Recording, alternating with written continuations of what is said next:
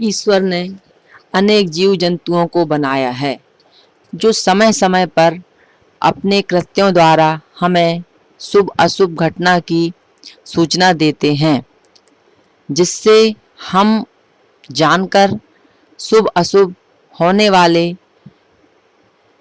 समय को विचार कर सकते हैं। अब कई जगह देखा जाता है कि बहुत सारी चींटियां, किसी के घर में लाल चींटियां निकल आती हैं, तो यही कहा जाता है कि उस घर में धन की हानि होती है। काली चींटियों का निकलना धन आगमन का सूचक होता है। यदि जब किसी व्यक्ति के पास कोई चमगादड़ पास से उड़कर निकल जाए, तो यह सत्य है कि उस व्यक्ति का किसी व्यक्ति से विवाद अवश्य होगा। यदि मधुमक्खियां घर में प्रवेश करती हैं, तब तो किसी के अजनबी के आने की सूचना देती हैं। और जिस घर में नीलकंठ दिखाई दे जाए या वृक्षों पर बैठकर दिखाई दे जाता है, तो उस घर में धनात्मक घटनाएं होती हैं।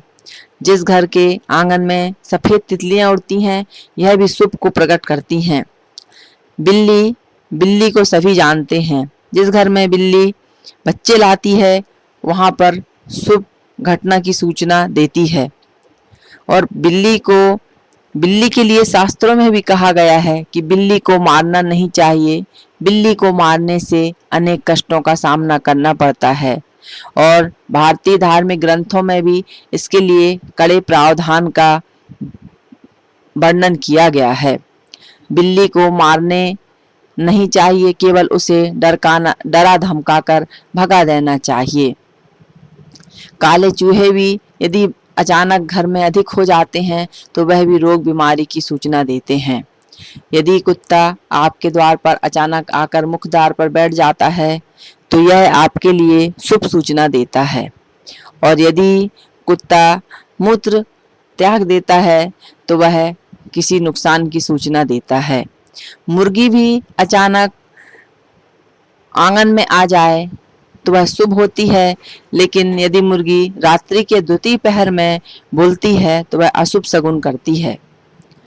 इस प्रकार से हम अनेक प्रकार के जीव जंतुओं से भी शुभ अशुभ का ज्ञान प्राप्त कर सकते हैं और प्रकृति से मिलने वाले संकेतों को समझ सकते हैं।